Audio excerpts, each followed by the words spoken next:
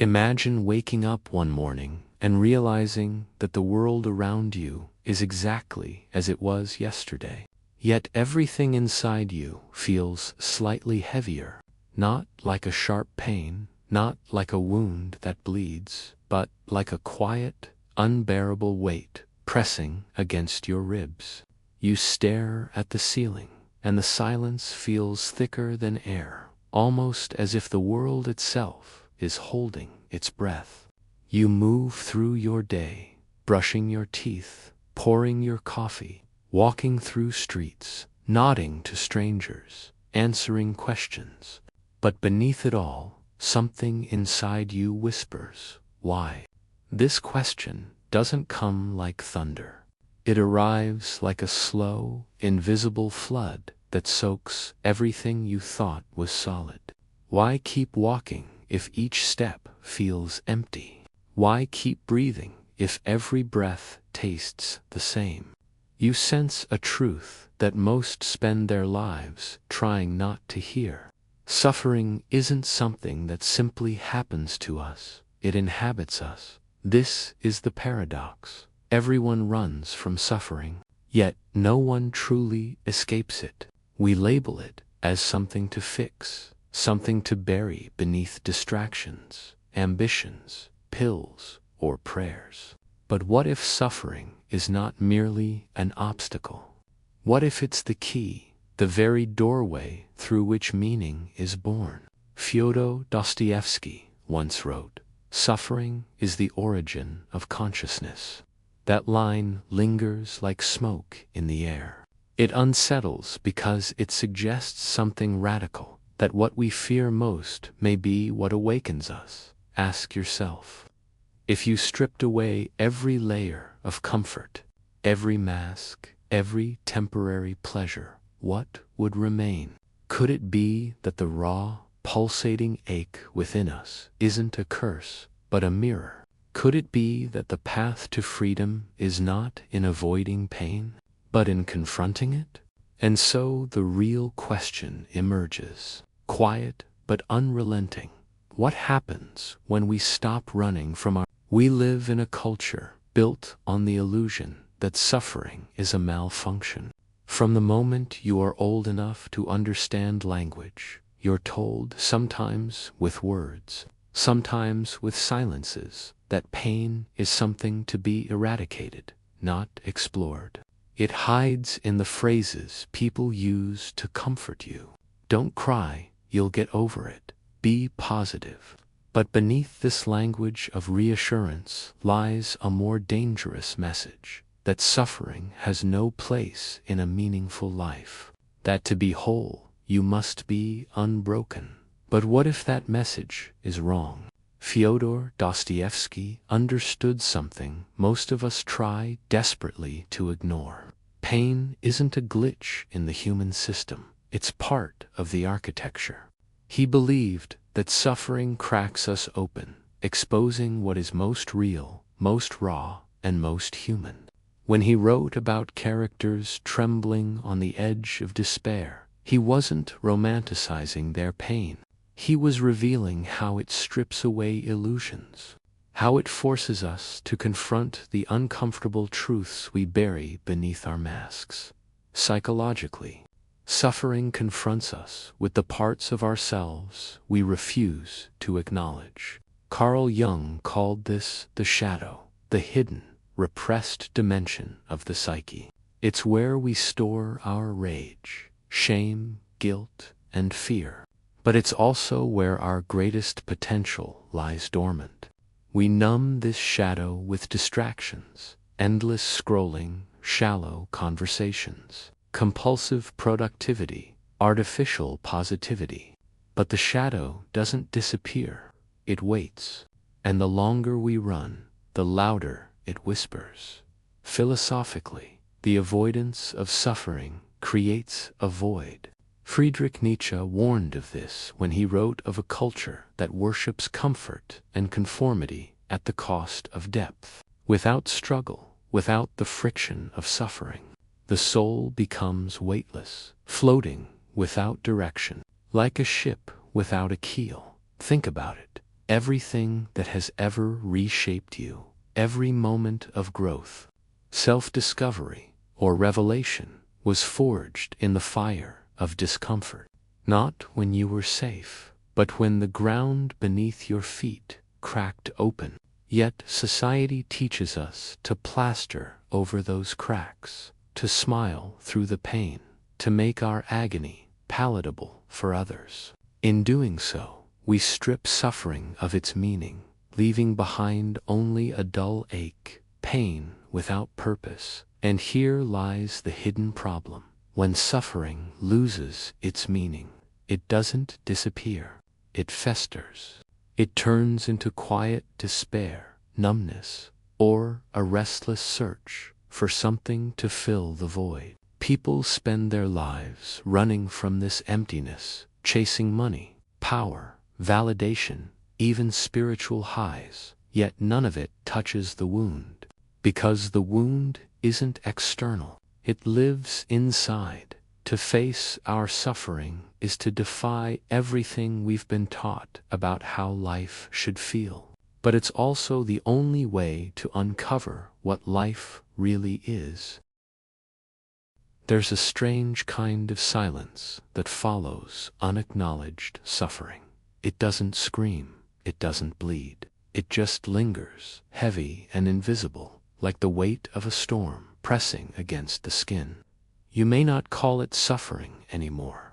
You may label it boredom, burnout, or a lack of motivation. But the truth is far darker. It's the quiet erosion of your inner life. When suffering is exiled from meaning, it doesn't vanish, it mutates. It becomes anxiety without a name, a dull ache behind the rituals of your daily existence. You scroll through endless feeds, not because you care, but because you can't bear the silence. You chase goals, not because they matter, but because stillness might reveal something unbearable. This is not living.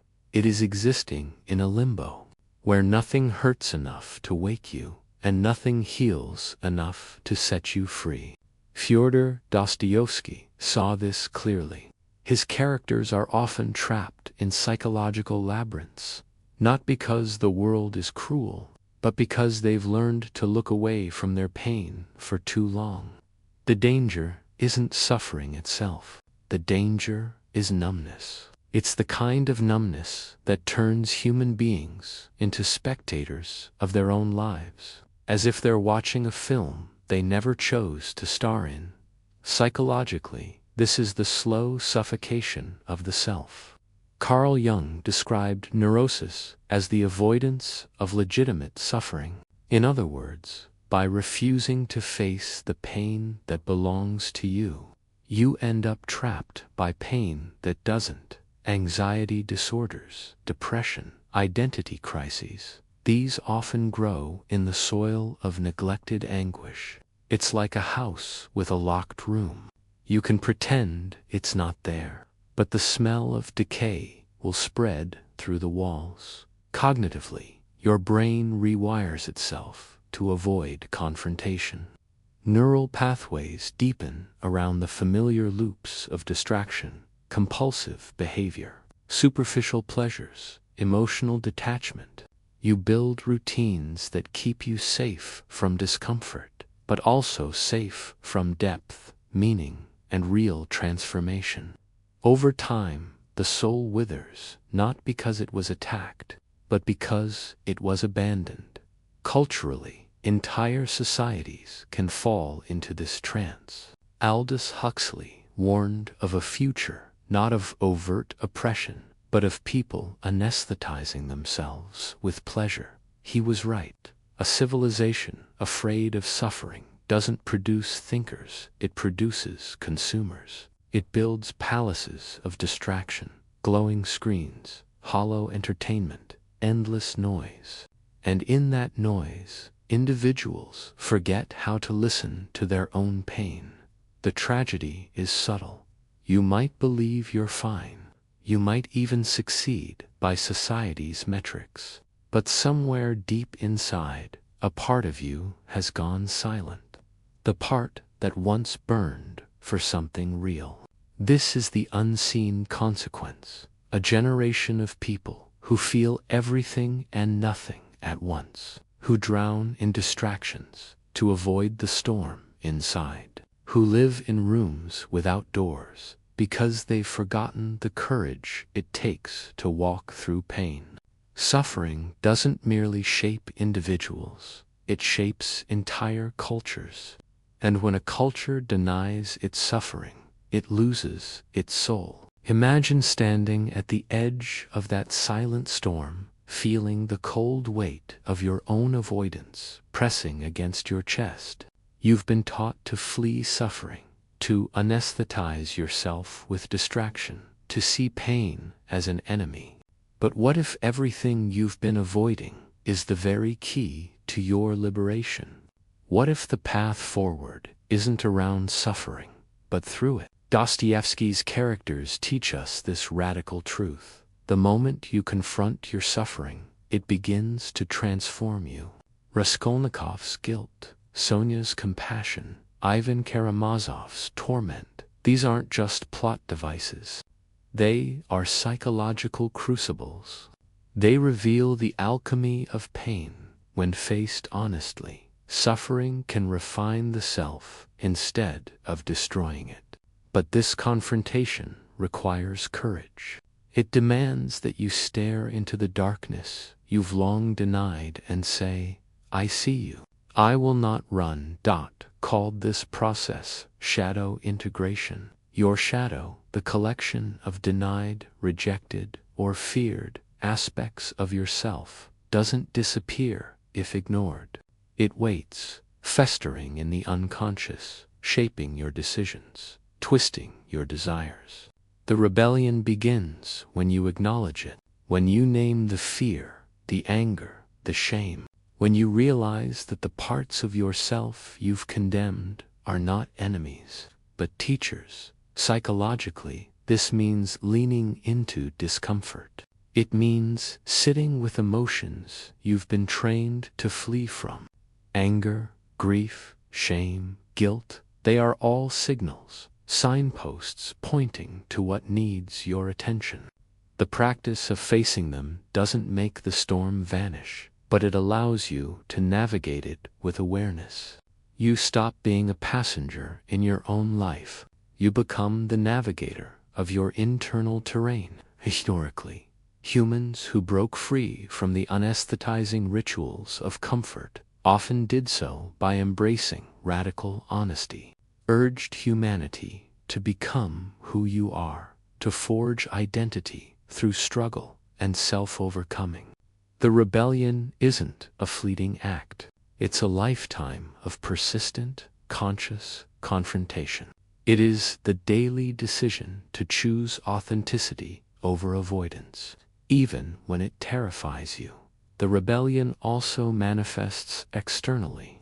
When you confront your own suffering, you begin to see the unacknowledged pain in others. Compassion becomes a force, not a courtesy.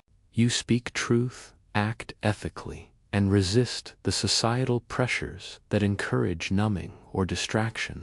You recognize that the anesthetized world is not a safe world, and that safety without awareness is a cage. Your rebellion can take many forms: journaling through your fear, speaking truths you've long silenced, creating art from your anguish, meditating in the presence of discomfort. These acts are small but seismic. Each choice to face rather than flee chips away at the walls of the invisible prison built by avoidance. This is the moment of awakening, realizing that suffering is not your enemy, that it is the compass, the crucible, the teacher. And as you lean into it, you discover something astonishing. Freedom does not lie beyond pain. It lies within it. Imagine now that you have walked the labyrinth of your own suffering, each shadowed corridor illuminated by the faint glow of awareness. You've confronted the parts of yourself that once haunted you in silence, the guilt, the shame, the despair. You've touched the darkness, and instead of being consumed, you've begun to understand. And in this understanding, a startling truth emerges. The suffering you feared most is not a curse, but a doorway.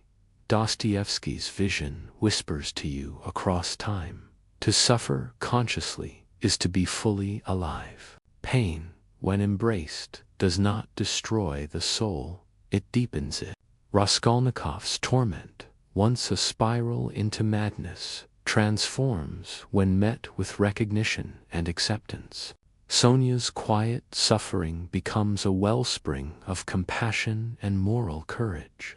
In their journeys, you glimpse a radical principle. The abyss you feared is the mirror in which your most authentic self waits. Would call this the integration of the shadow. It is not a metaphor, not a comforting aphorism. It is the alchemy of existence. When you reconcile with your inner darkness, you cease to be divided, and you awaken to a wholeness that had always been possible, but always deferred. Every suppressed fear, every hidden desire, every unacknowledged grief is a fragment of your own potential, waiting for the recognition that allows it to transform into wisdom, creativity, and resilience. Philosophically, this realization echoes Nietzsche's call to become who you are. Life's torment is not a mistake, nor is it merely to be endured. It is the raw material from which your selfhood can be forged. Avoidance is death by degrees. Confrontation is the art of living fully. By embracing what you have long resisted, you awaken the dormant power to shape your destiny with clarity, courage, and authenticity. Emotionally, this truth is liberating and terrifying all at once. To live fully is to bear the weight of freedom, a freedom that demands responsibility, integrity, and honesty. Yet within this tension lies beauty, the exquisite paradox that the soul, when fully awake, dances in the very spaces it once feared. Pain becomes the pulse of life, a rhythm that informs, guides, and ultimately frees. Now, imagine stepping out of the labyrinth. The world is unchanged, but you see it differently. The trivial anxieties, the superficial pursuits, the distractions that once ensnared you, they fall away. You move through life with a new intentionality, a rare clarity born from intimate knowledge of yourself. Compassion, creativity, courage, and love are no longer abstract ideals. They are the emergent properties of a soul tempered in the fire of its own trials. The final, most profound revelation is this: you are not merely a passive inhabitant of suffering. You are the alchemist of your own existence. Every shadow faced, every discomfort embraced, every truth spoken aloud is a stone laid in the foundation of a self that is both resilient and radiant. To confront your darkness is to discover the boundless capacity for light that has always resided within you. In the end, the abyss is not a void, but a reflection. And when you look into it without fear, you do not fall. You rise fully conscious, fully alive, fully free.